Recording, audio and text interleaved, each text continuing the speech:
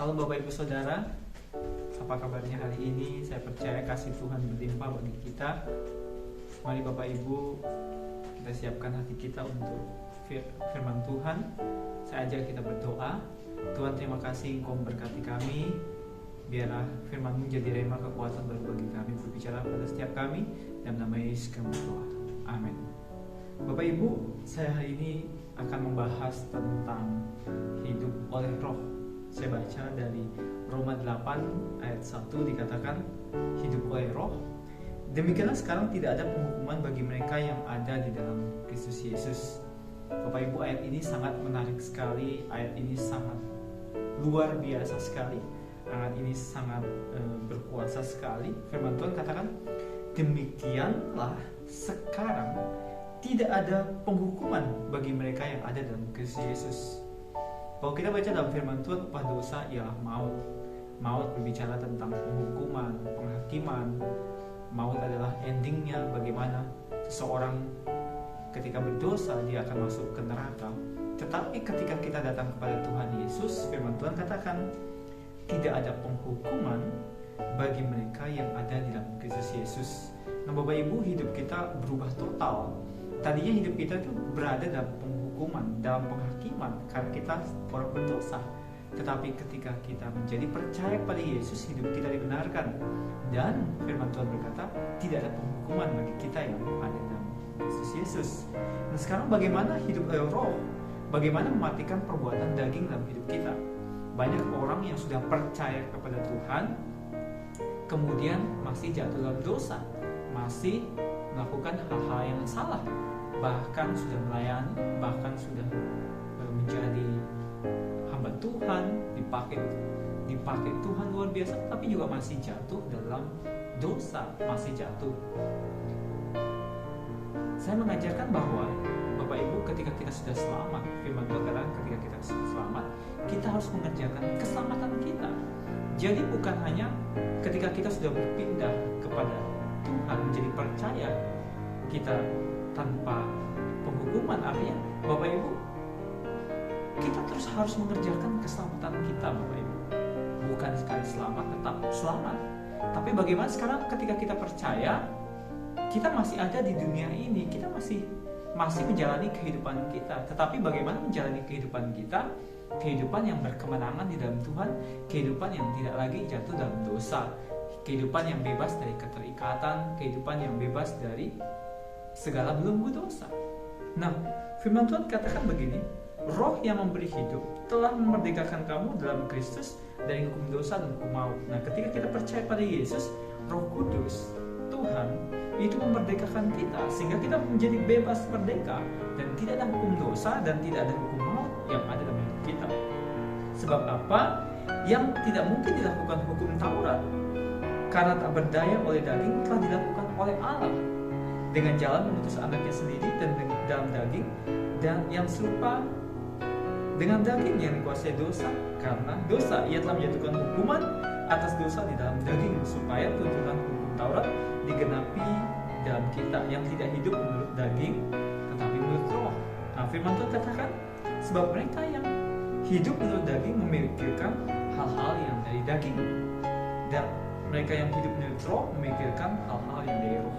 Nah, bagaimana ketika kita sudah percaya pada Yesus, kita hidup oleh roh, kita tidak lagi memikirkan daging kita.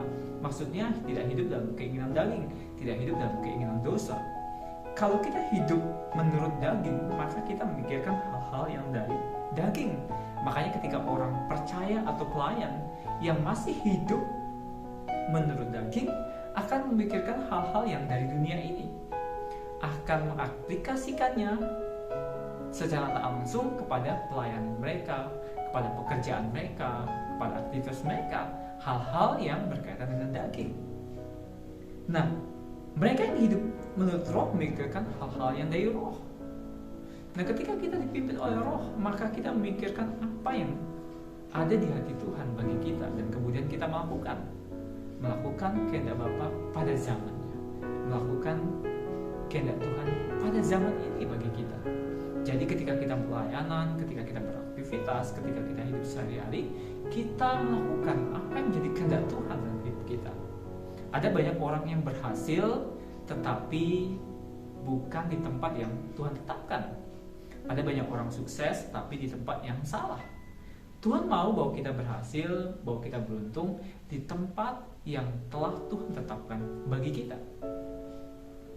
Firman Tuhan katakan, sebab keinginan daging, karena keinginan daging adalah maut, tetapi keinginan roh adalah hidup dan damai sejahtera. Jadi perbedaan orang hidup menurut daging, ujungnya maut, tetapi orang hidup dalam roh, ujungnya adalah mengalami hidup, mengalami damai sejahtera. Tuhan berkata, aku datang supaya mereka mempunyai hidup dan mempunyai dalam segala kelimpahan. Sebab keinginan daging adalah perseteruan dengan Allah, karena ia tidak takut pada hukum Allah. Hal itu memang tidak mungkin baginya. Mereka yang hidup dalam daging tidak mungkin berkenan kepada Allah. Nah, kita harus pahami, Bapak Ibu, kita harus mengerti bahwa ketika seseorang hidup menurut keinginan daging, tidak berkenan kepada Allah. Tetapi kamu tidak hidup dalam daging, melainkan di dalam roh, jika memang roh Allah diam di dalam kamu. Tetapi jika orang tidak memiliki roh Kristus, ia bukan milik Kristus.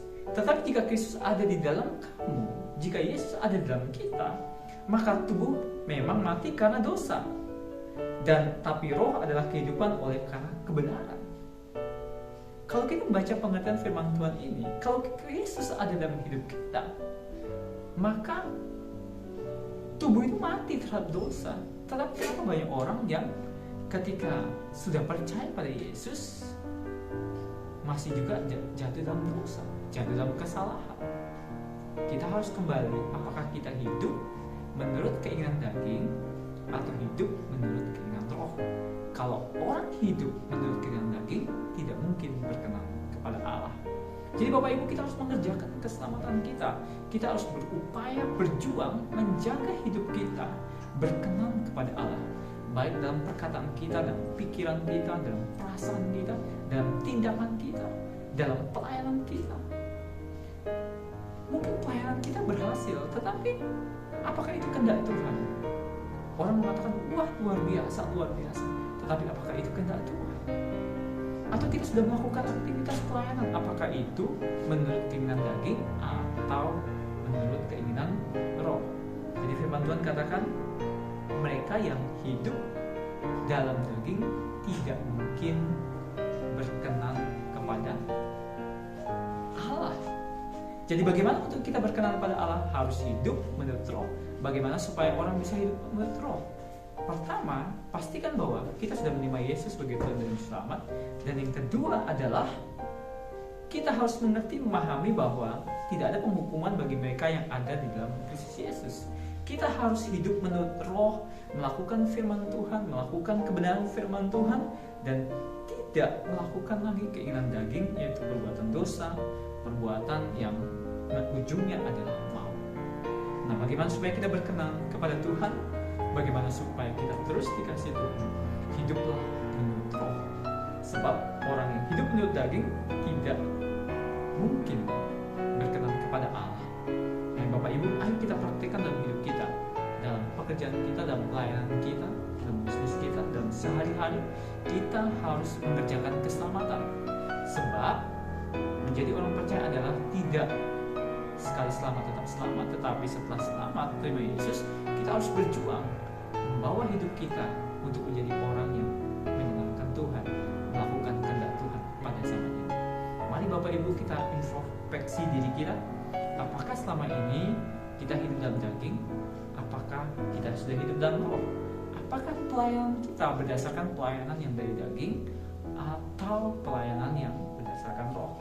Contoh pelayanan yang berdasarkan daging adalah pelayanan yang ujung-ujungnya adalah ingin mencari kemuliaan diri sendiri. Ujung-ujungnya adalah supaya dipuji orang, dikagumi orang, tetapi kita tidak boleh mencuri kemuliaan, sebab kemuliaan adalah milik Tuhan.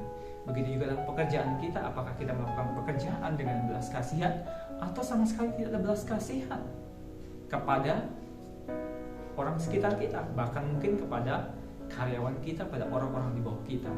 Ayo praktekkan firman Tuhan sama-sama di mana saja area, di tempat Tuhan tetapkan bagi kita.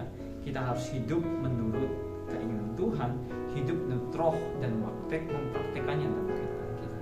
Mari Bapak Ibu kita berdoa. Tuhan, terima kasih buat firman-Mu.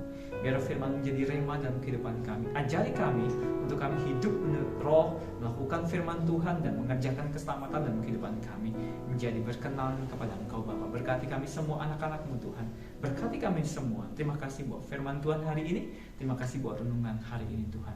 Biar Engkau memberkati kami berlimpah-limpah, memperluas daerah kami, menyertai kami, melindungi kami daripada malapetaka sehingga kesakitan tidak menimpa kami. Biar berkat dari Allah Bapa, kasih yang sempurna dalam Yesus Kristus Tuhan, persekutuan dan penghiburan dalam Roh Kudus menyertai berkati Engkau sampai selama-lamanya. Di dalam nama Yesus, setiap orang percaya berkati katakan amin. Tuhan Yesus memberkati. Salam.